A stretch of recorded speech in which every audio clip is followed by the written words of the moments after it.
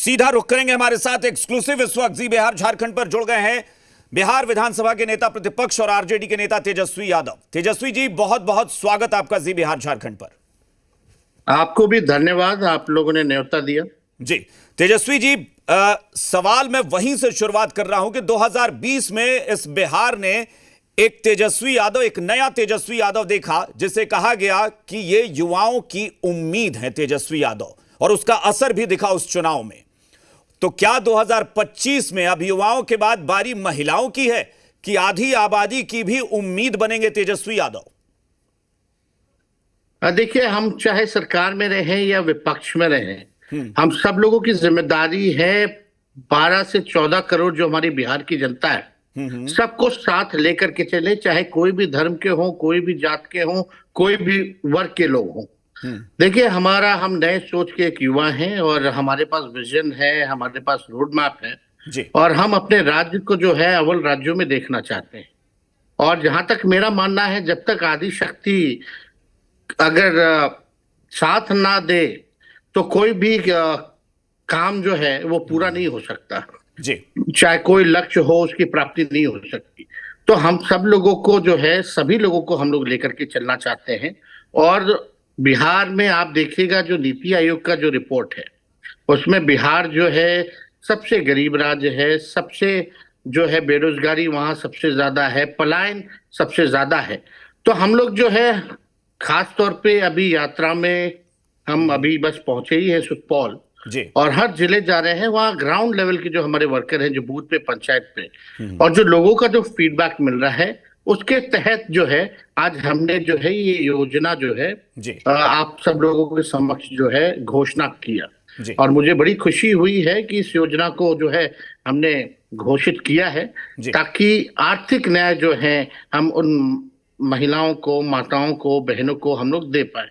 सबसे ज्यादा प्रॉब्लम जो है अब कमर तोड़ महंगाई है, और महंगाई की मार सबसे ज्यादा अगर कोई झेल रहा है तो हमारी माताएं और बहनें हैं। मन मार के भी जो है सबका ख्वाहिश है इस अपनी इच्छा के खाने का, पीने का, लेकिन कई बार चीजें इतनी महंगी हो जाती है कि वो खा नहीं पाती हैं, पी नहीं पाती हैं, या घर में कोई बीमार हो जाए तो उसके इलाज के लिए जो है समस्या खड़ी हो जाती है, या अपने पसंद के कपड़ों को नहीं खरीद पाती हैं। तो हम लोग चाहते हैं कि उनको हम लोग जो है सम्मान दे, साथ लेकर के चले।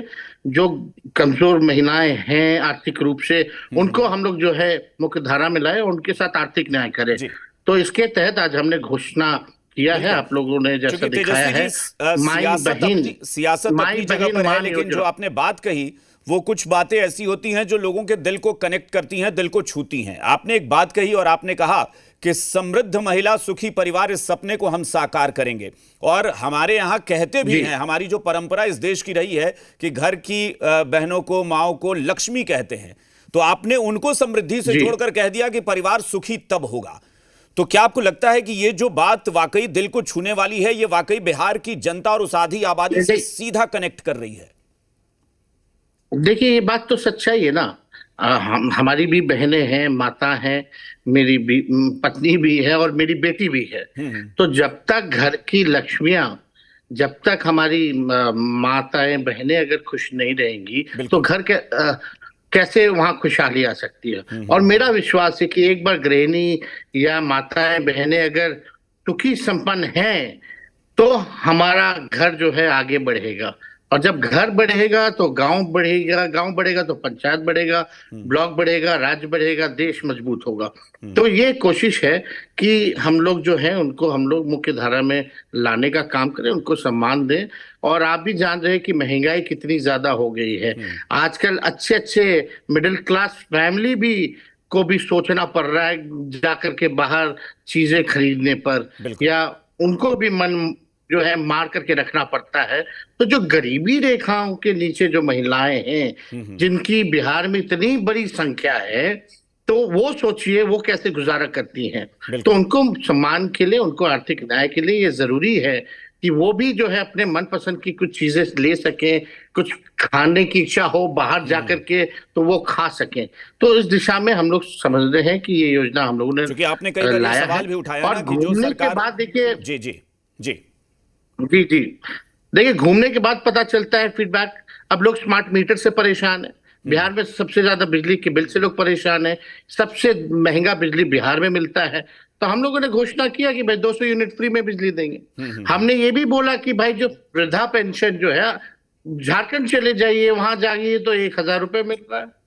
और जो सामाजिक सुरक्षा पेंशन है या वृद्धा पेंशन बिहार में 400 रुपए मिल रहा है। तो इसको भी हम लोग जो है 1,500 रुपए करेंगे। क्योंकि तो हम लोग चाहते हैं आप कि अक्सर ये सामाजिक सवाल भी न्याय के उठाते साथ हैं, साथ जो प्रदेश सरकार सरकार हो पर आपने वो उठाया आर्थिक था। न्याय की भी सरकार जी, हो। आपने सवाल भी उठाया था कि ये सरकार जो 20 साल से शासन में है, इसी सरकार ने जब सर्वे कराया, जब आप थे खुद सरकार में और सर्वे हुआ, तो पता चला कि 93-94 लाख परिवार ऐसे हैं जो गरीबी रेखा से नीचे हैं। तो आप अक्सर ये सवाल उठाते हैं कि फिर ये सरकार 20 साल में कर क्या रही थी जब इतनी बड़ी आबादी गरीबी रेखा से नीचे है। तो जाहिर तौर पर आपने ये जो वादा किया है, आपने जो ऐलान किया है कि हमारी सरकार बनी और महीने भर के अंदर ये करेंगे, तो इससे करोड़ों की आबादी, ये लाखों में नहीं करोड़ों की आबादी सीधे प्रभावित होगी। जी एकदम। तो हमारी तो कोशिश है कि सबको हमको आगे बढ़ाना है। जब सबकी तरक्की होगी तभी तो हमारे राज्य की तरक्की होगी। तो आप देखिए, जब हम कहा करते थे 2020 में कि हम नौकरियां देंगे, 10 लाख नौकरी देंगे, तो लोग कहते थे कि कहां से लाएगा, असंभव है, क्या क्या बातें नहीं कहती लोग कहते थे। उनको खुद ही ये नहीं पता था कि कितने पद जो है रिक्त थे, वो हमने बताने का काम किया। और जब 17 महीने तो हम जब सरकार में रहे तो वो हम लोगों ने काम किया। आज नीतीश जी कहीं भी जाते हैं, जो असंभव कहते थे, आज उनको कहना पड़ा कि हम 20 लाख देंगे, 25 लाख देंगे। तो लोग कहते थे कहां से पैसा लाएगा, कहां से क्या करेगा। तो हम लोग कोई भी बात कहते, देखिए तेजस्वी की उम्र भले ही कच्ची हो सकती है, लेकिन तेजस्वी की जुबान जो है कच्ची नहीं होती है। हम कोई भी चीज कहते तो साइंटिफिक अध्ययन वगैरह, डेटा वगैरह करके, और बजट में क्या क्या प्रावधान है, क्या क्या हो सकता है, और हमारे पास विजन है करने की। पहले तो कोई बताइए, जो लकीर मैंने खींची बेरोजगारी को लेकर के, उसके बाद से हर राज्य में कहीं भी चुनाव होता है तो 10 लाख से शुरू करते हैं लोग कि नौकरियां उस राज्य में देंगे। तो कम से कम इसकी चर्चा तो होने लगी है।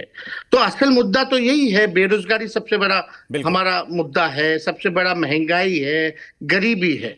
तो इन सब दिशाओं में हम सब लोग जो है घूम रहे हैं और काम भी करें। और आपने ये जो कच्ची उम्र की बात की है, कच्ची उम्र भले ही हो, लेकिन मैं उस सवाल पर आने वाला भी था जो आपने ये बात कही कि 2020 में, मतलब ऐसा लगता था कि कभी कभी राजनीति को कुछ लोग इस तरीके से प्रेजेंट करते हैं जैसे कोई रॉकेट साइंस हो, जिसे किसी को पता ही नहीं हो कि सरकार चलती कैसे है। लेकिन आपने, एक युवा नेता अचानक से आता है और वो ऐसे बिहार की राजनीति पर छा जाता है जो 2020 में कहता है कि नहीं, नौकरी देंगे और इसी बिहार में ये संभव है, संसाधन जुटाएंगे, रेवेन्यू भी होगा और हम नौकरी भी देंगे।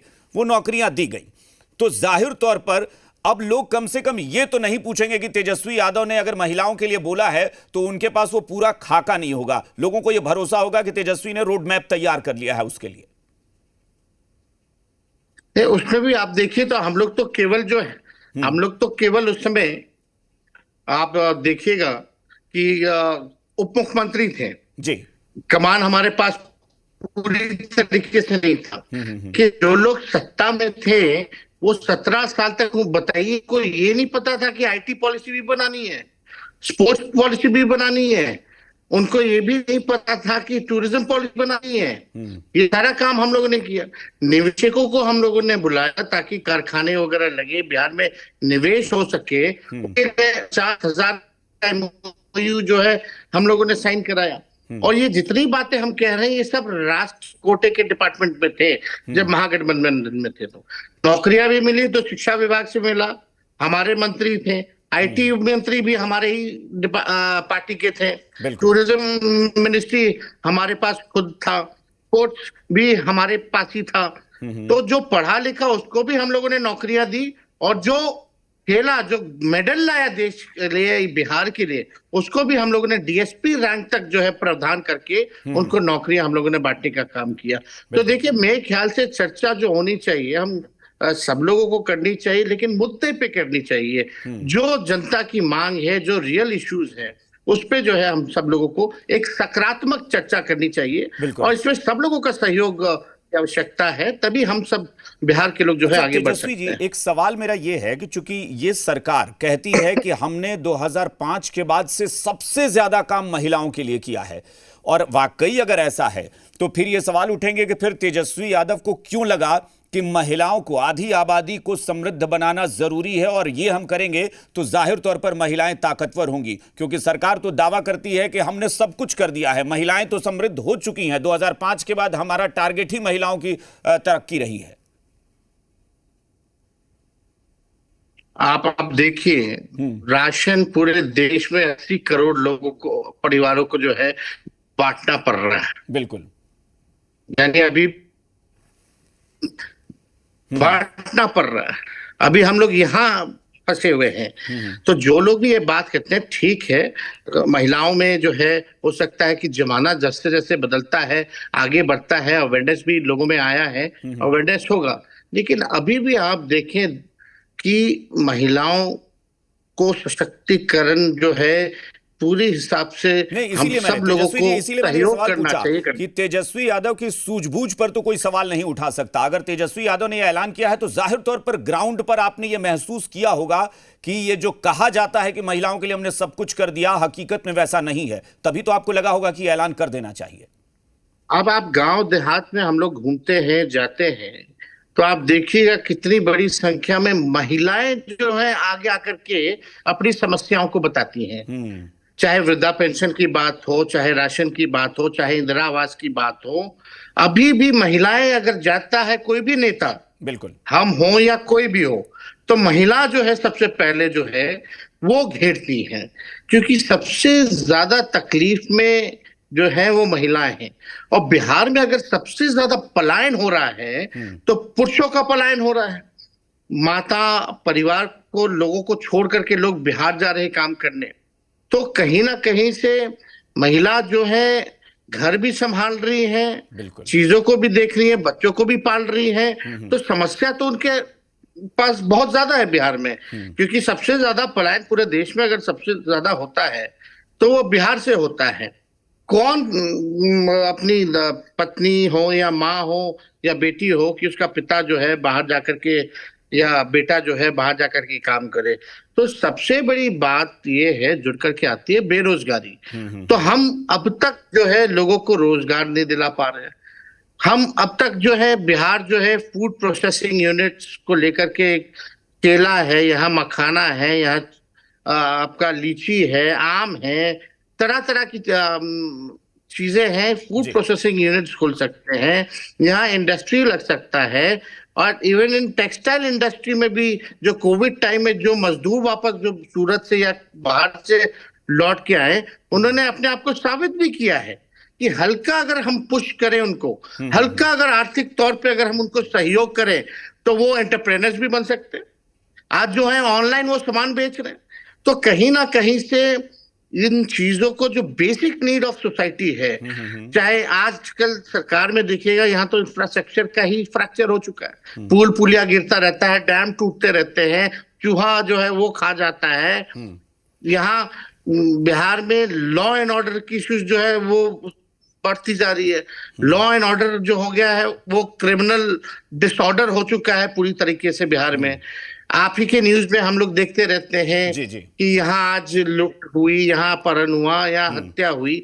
तो देखिए, कम से कम जब बेरोजगारी जब तक हम दूर नहीं करेंगे तब तक मेरा मानना है कि समस्या का समाधान जो है वो नहीं हो सकता। अगर लोगों के हाथ में रोजगार, इतना बड़ा ऐलान आपने कर दिया, मुझे लगता है कि क्या आप नीतीश कुमार के हाथ में कोई मुद्दा आप छोड़ेंगे या फिर उनके गुच्छे से सारे फूल निकाल ही लेंगे? आपने युवाओं का विश्वास जीतने की बात आपने की, महिलाओं का विश्वास, और आपने आप पलायन पर सवाल कर दिया कि पलायन में जो, जी, हम तो चाहते हैं मुख्यमंत्री स्वयं आकर के जो है बताएं कि ये हो सकता है कि नहीं हो सकता। 20 में तो कह रहे थे असंभव है। अब ये काम जरा अगर वो आकर के स्वयं बोले कि जो हमने घोषणा की है ये संभव है या असंभव है।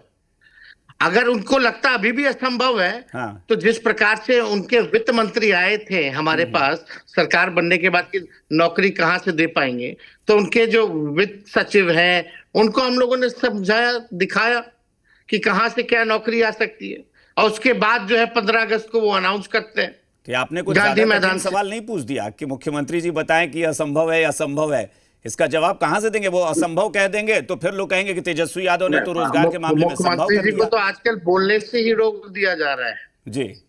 कहीं भी बोलने से ही रोक दिया जा रहा है आजकल। बोले विधानसभा का सत्र भी चला, दोनों सदनों में एक शब्द कहीं नहीं उन्होंने कहीं भी नहीं बोले, ना मीडिया से इंटरेक्ट होते हैं।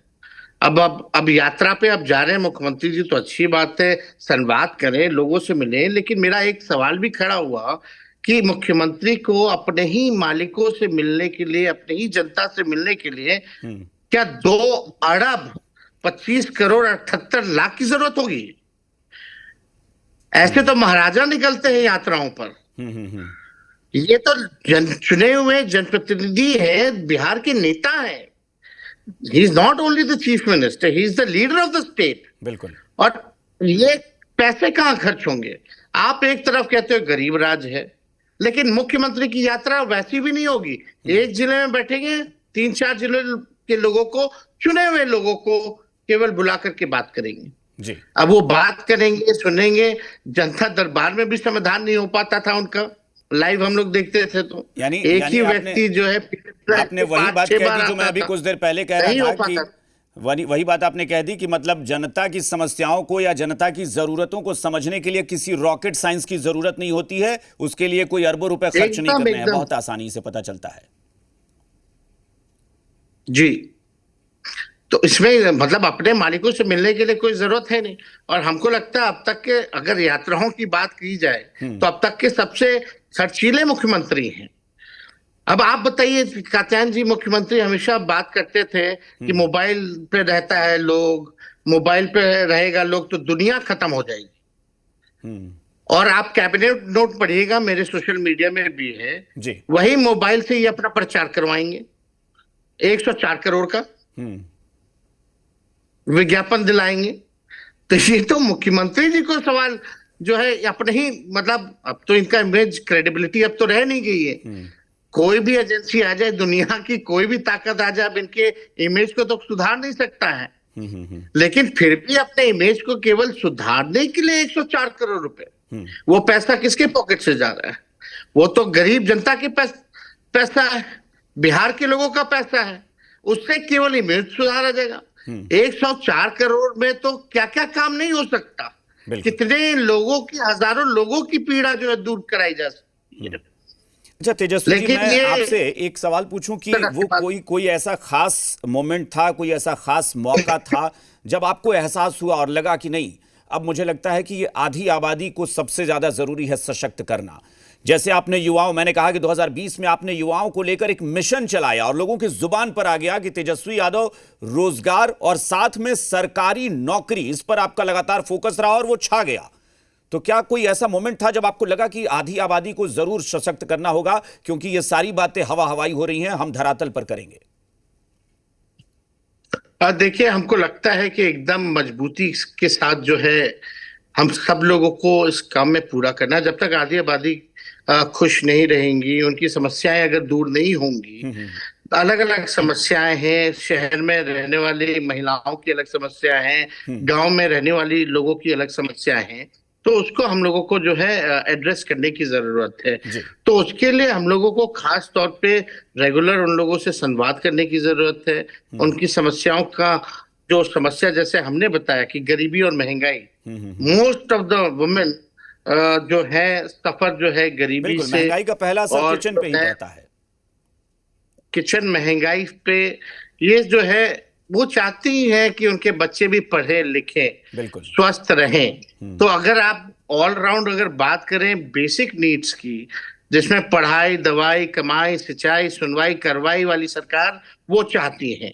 और हम चाहते हैं कि अगर नया नींव अगर डालना है तो माताओं बहनों का एक बार तेजस्वी पर आशीर्वाद होगा तो बिहार को हम लोग नंबर 1 स्टेट बनाने के लिए पुरजोर तरीके से हम लोग लगेंगे और कामयाब भी हो सकते हैं। बिल्कुल। तो हम लोग सब लोगों को साथ लेके चलेंगे। और अब तो जैसे जैसे हम घूम रहे वैसे वैसे फीडबैक मिल रहा है।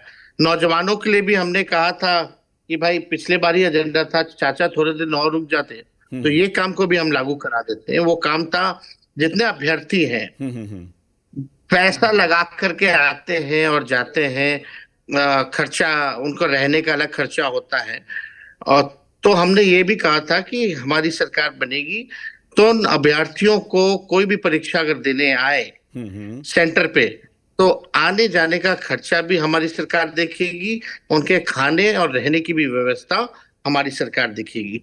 लेकिन इस सरकार में तेजस्वी के पहले आने के सरकार में पहले और बाद में हर बार जो है पेपर लीक हो जाता है। ये सरकार मैट्रिक से लेकर के 10वीं से लेकर के बीपीएससी की परीक्षा जो है बिना पेपर लीक हुए नहीं हो पाता है। ये स्थिति बनी हुई है, हर परीक्षा में पेपर लीक होता है, लोग जो है बार बार आना होता है, जाना होता है, कैंसिल होता है, रद्द होता है, लोगों का उम्र निकल जाता है, लेकिन इस सरकार में किसी भी अधिकारी पे कार्रवाई नहीं होती है, किसी हमारे अभ्यर्थियों की सुनवाई नहीं होती है, लोगों को न्याय नहीं मिल पाता। तो हम लोग सब इश्यूज को लेकर के हम लोग जैसे जैसे दौरा हो रहा है, तैयार तो आप होंगे, क्योंकि उधर से हमला बोला जाएगा और फिर शायद हो सकता है ये सवाल उठे कि अरे कहां से पैसे आएंगे। अब तेजस्वी को रोकने के लिए सब लोग एक हो रखे हैं, वो तो हम तो तैयार हैं, वो अपनी तैयारी करें, लेकिन हम तो एक सकारात्मक चीज ला रहे हैं और जनता भी अपेक्षा करती है कि भाई आप आइएगा सरकार में तो आप क्या आप दोगे मेरे को, आप क्या कीजिएगा हमारे लिए, आपका विजन क्या है, रोड मैप क्या है। तो उस दिशा में हम धीरे धीरे, समय आता रहेगा, हम लोग धीरे धीरे बातें जो है वो बताते रहेंगे। आपने अपनी पहली लाइन में कहा, जब मैंने अपनी चर्चा की शुरुआत की, जी, हमारी सरकार जनता का पैसा जनता पे ही खर्च होगा, बिल्कुल। अधिकारियों की लूट की छूट नहीं दी जाएगी। पहली लाइन कही कि हम सरकार में रहें ना रहें, सरकार बनाए ना बनाए वो अलग है, लेकिन हम जनता के लिए सोचेंगे। और मैं वही बात ये कहना चाह रहा हूं कि आपने 2020 में भले ही सरकार न बनी हो, लेकिन आपने लोगों की जुबान पर वो चढ़ा दिया जो शायद 20 साल में नहीं चढ़ा था। और ये हम लोग कई बार डिबेट में कह भी चुके हैं कि तेजस्वी यादव ने नौकरी की जो बात छेड़ी वो मजबूरन सबको अपनी जुबान पर लाना पड़ा। तो शायद लगता है कि वही 2025 में दिखेगा कि आधी आबादी को आपने इतना बड़ा वादा करके इतना बड़ा तोहफा देने की बात कर दी कि शायद अब सरकार बैकफुट पर आ जाए।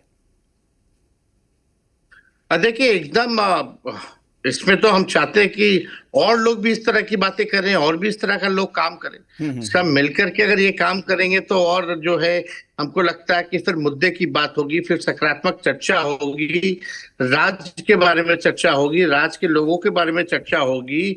हमने बेहतर किया है तो होगा कि हमसे बेहतर कोई कर पाए, ये एक पॉजिटिव वातावरण अगर बिल्कुल।